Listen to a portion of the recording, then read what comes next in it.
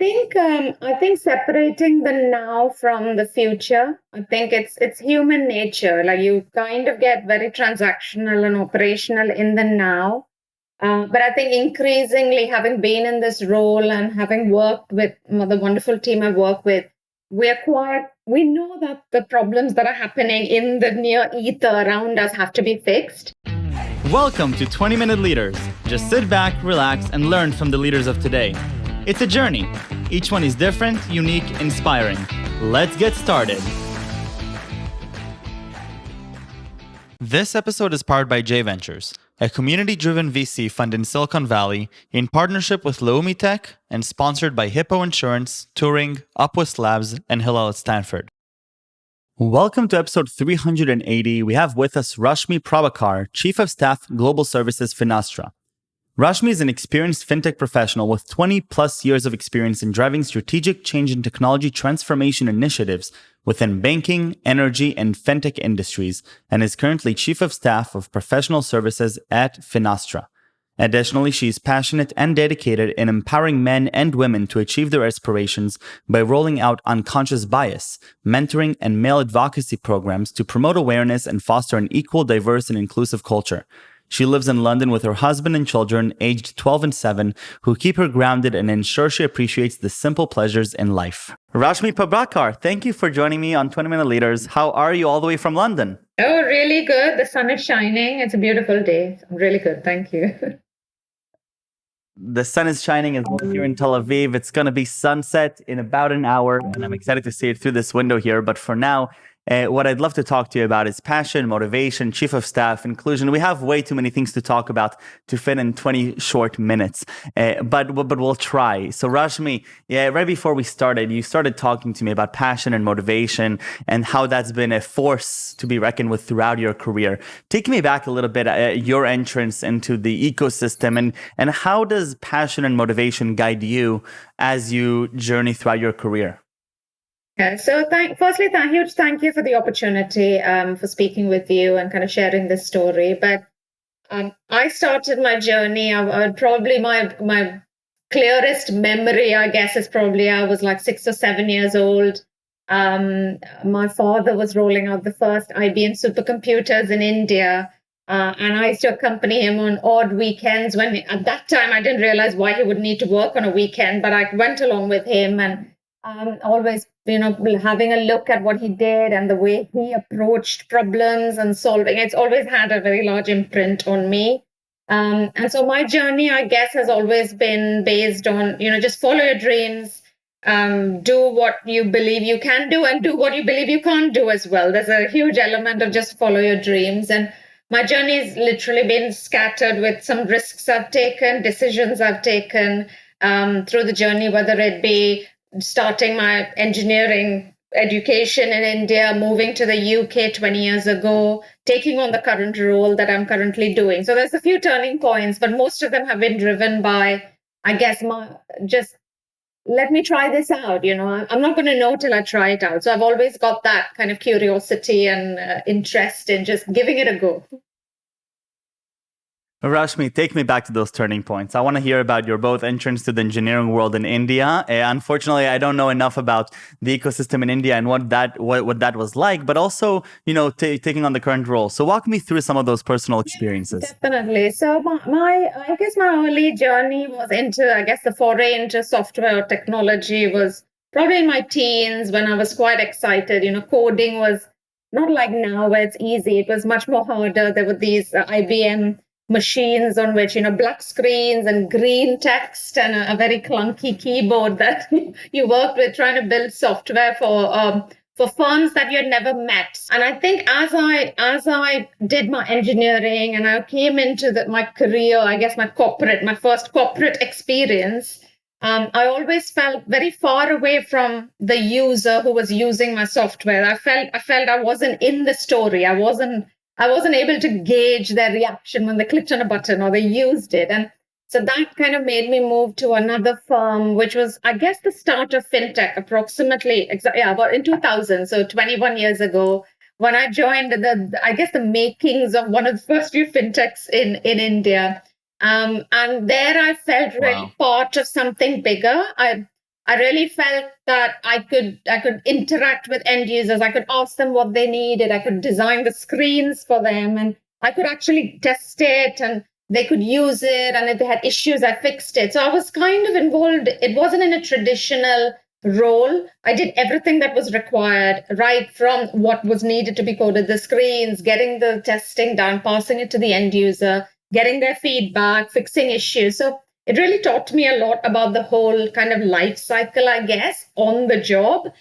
So I found that really exciting. And then I think I took it another step further, because I was still kind of in India, whereas my end users were scattered across the world in Europe or in the US, or mainly in the UK.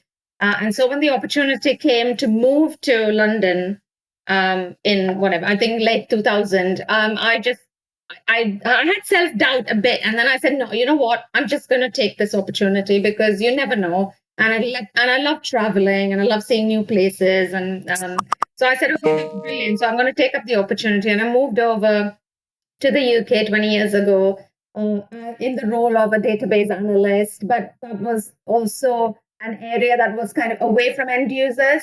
And I said, I wanted to actually work with people who were using our software. So I moved gradually into a role which was more business analysis and project management, working and seeing things as they were being used. I think the buzz that I get out of that was just immense. And I traveled a bit. I traveled to the US. I've traveled in Europe, and so it just gave me different perspective. I learned a lot about myself as well along the journey, about what made me tick, what made me upset, what made me happy. I think I learned a lot about myself along the journey. But yeah, it's been quite incredible through the years up until the current role that I have. So prior to this, I did a role at Finastra where I rolled out kind of operations. And at the moment, I'm rolling out strategy and transformation. So to be in a position to drive decisions rather than receive the decisions is quite, it's a nice privilege to have, I think, and I want to utilize it to the utmost. I can't imagine, and I'm sure that's I can see the passion, the excitement resonating just even through the video camera. How does this connect to your love for adrenaline and for these adventures? Because the fun fact that you shared with me was that you're an adrenaline junkie, and you'll always jump on an opportunity like that. So how does this this behavior, this attitude in the ecosystem reflect on that adventure side of you as well? I think it's just an inherent personality trait in me to try something new. And I think that decision applies whether it's my career, whether it's personal decisions, which are impulsive, but also decisions that are thrilling, or, it's strange. But, the more I think now I'm kind of in my 40s, I kind of think life is short. You got to live. You've got to feel a buzz. You've got to feel vibrant all the time. You've got to find a purpose. And I think a combination of all of that makes me seek out. So yeah, I think roller coasters, skydiving, I did that with 9 other friends when I was working with Barclays. We fundraised a significant amount. It's not something I would simply sign up to. Let's be honest, I'm not someone who would seek it out and sign up to. But when I see it's for a cause, and when I believe in it, and when you've got a team, there's the different kind of buzz about it, I always give it a go. It's like I don't want to let the team down. Plus, it gives me a buzz. Yeah. I love it. So as over the last 2.5 years, almost 2.5 years, you've been the chief of staff of global services at Finastra. So tell me a little bit about Finastra, and what is this role of chief of staff for global services? What does that mean to you? Because it seems like it's encompassing a lot, but what really does it mean? Okay, so I joined Finastra 4 years ago, but my current role obviously is for the past 2.5 years. And when I first joined the role, again, the chief of staff role was just being shaped in many organizations. I think the only place that probably had a chief of staff was the White House, and so it had a different kind of title, gilded title.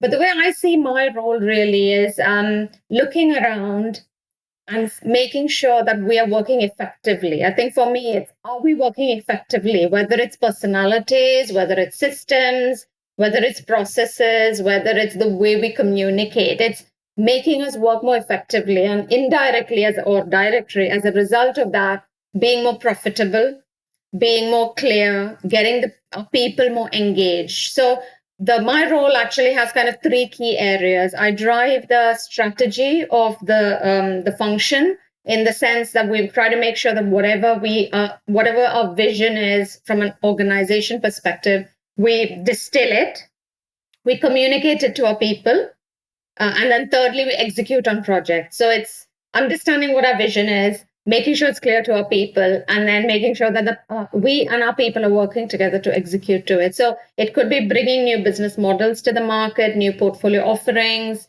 At the moment, we're rolling out kind of cloud strategies, so to get software onto the cloud. So there's a lot of I guess, themes of things but my typical day is never the same. So I can never tell you today Monday is this and Tuesday is this. Every day is very varied, but the foundation of what I do is to make us work more effectively, and make sure our people are engaged and come on the journey with us. I think that's kind of the crux of the chief of staff role. So this idea of keeping the people engaged and keeping them motivated, and what I'm hearing you say is that, there's a lot of noise, and it's sometimes it's beneficial noise, but there's a lot going on all the time, and oftentimes you do want to point towards this vision, right? And you want to make sure that everybody is aligned towards this vision in one capacity or another. And so you're taking this role of chief of staff to be that spearhead, to say this is the arrow, this is the direction, and how do you align? Well, what is the biggest challenge that you're observing with exactly that? What do you notice that is sort of prohibiting maybe often teams from achieving that? I think separating the now from the future. I think it's human nature. Like, you kind of get very transactional and operational in the now. But I think increasingly, having been in this role and having worked with the wonderful team I work with, we know that the problems that are happening in the near ether around us have to be fixed. But making sure that whilst your sight is still on the now, you have your eyes into the future of what you want to achieve, and make sure that the things that need to happen to hit that goal are also happening in parallel. Because I think businesses and teams that actually thrive in change, times of change, are those who are not just thinking about the now. So I think we have to obviously look at, what's the project we got to do this month. But if we say in 3 years from now, we got to launch this, how do we get there? And there's like transformation initiatives that are run to get us there. I feel you can't do one or the other. You have to have your eyes, one eye on one and one eye on the future. And then I think you're sorted. But typically, I think that's where the struggle comes, with people being too caught in the now and not being able to put their head above the water and say, there is the light there, that's where we need to go. So I feel that's the piece that I've got to work on the most. And so how do you then employ it tactically into the team? So fine, you understand that there's, maybe there's this misalignment, maybe there's, disparity. You understand that there's something different than we should be working on. How do you then align a corporate, not a 5-person startup, but how do you align a big group of people towards that vision? I think communication. I think without a doubt, I think one of the areas, I think probably 6 months into my role, we weren't really doing a lot of calls and town halls and communications as much as we do now. I think speaking, communicating, but I think the tipping point for me really came from moving away from the concept. It's very easy for us to talk about a vision as a concept and say, this is what we intend to do. But you've got to translate that down into, and if we do it this way, this is what it will mean, and translate that to what the people. So I think I always kind of look at whatever we do and think, if I am in their shoes, I'm going to be asking, what's in it for me? Why, and what's in it for me? And if we can give that answer to anyone who asks that, as in either they're on the journey or they're not on the journey, but you have to give a bit of clarity to everyone, because everyone will take away a different part of the vision or be delivering to a different part of the vision for us to meet the end goal. And so I think the why and the what's in it for me piece is quite key. And so psychologically, I think a lot about what people may take away. Or I'll say this, what are they hearing from me? I'm always I'm double guessing myself and evaluating. But I think changing the concept, moving from concept to reality. So we're doing this, and this customer's got this successful outcome, makes it real for people. Otherwise, it's just a piece of paper, or like slideware, as we call it. No, that makes perfect sense. And I think that what you're saying now goes back in a nice circle to what you said in the beginning, this feeling of being connected to the end user, being connected to actually what happens in the field and not just what happens, generically somewhere out there, right? Yep, definitely. Yeah, that makes a lot of sense. And so when you're looking now as to where you are today, and if you look back, at all the insights you've gained over the years and the different experiences, if you had to, dumb it down to a few key ideas that you would take with you, perhaps even 20 years ago when you moved to the UK, what are some things that you're observing now about your own behavior or your own outlook into, the way, projects are run? What big lessons have you learned? I think for me, the biggest lesson really is I kind of take it back to the company I started off with 20 plus years ago and now. And I think previously, the way we were structured, we did not have functional boxes that someone would be writing the software, someone would be building it, someone would be implementing it, someone would be supporting it, someone, whatever, would be selling it. You kind of did everything you can and you centered it around the customer. And you said, this is a bank, this is a financial services institution, they want this outcome. And so we as a company or a firm or a fintech will deliver to that. And it just so happens that we are in these functional boxes. So I'd say for me, my biggest learning has been like where I started, we did not have our roles were not so pristinely defined that we were stuck within boxes. So we did everything we could, whether it was testing, whether it was supporting, we did everything we could to make sure the customer was happy. And I think when I come full circle now with the customer success organizations and you're trying to, customer success is a huge buzzword over the past 12 to 18 months or more. It's going to go on going in. This is what it's looking to do. It's trying to look at it agnostically of what software the customer has or what services the customer has or what they need support, and give a wrapper so that the customer feels like we are focusing on their goals and outcomes. And I think to some extent, I feel we've come full circle to creating that wrapper for our customer base, no matter how we are internally organized. I think the functional organization will be a thing of the past. As we start moving, it will be customer teams, account teams. That's how we will see us all evolve. I love those insights. So Rashmi, thank you so much for sharing them. Are you ready for some fun questions? Yeah, sure. All right. So we'll start off easy and we'll get gradually a little bit harder. First off, what is one of your favorite subjects in school, K to 12? I don't think I had one favorite one, but if I had to pick one, I think I'll go with mathematics. I think I love numbers. So yeah, definitely math for me. And also I can get it done really quicker than the others. I love it. All right. And who would you consider as one of your key role models in life, whether it's real, fictional? Who is one of your role models? So probably not when I was very, very young. I'd say my dad is kind of one of my main role models, whom I kind of always aspired to be because of his ambition and drive.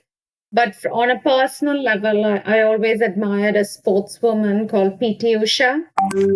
She was probably one of the first female kind of athletes in India. So in South India, to have someone firstly get into sport professionally as a woman many, many years ago, but always ace it, always be the first and, be focused on it. I just found that I still, every time I read about her, I just feel really inspired that she just followed her dream, and it's quite inspiring. I love it. Thank you for sharing that, Rashmi. And the last question, it is the hardest one, but it's not the most important one, but it's still a fun one.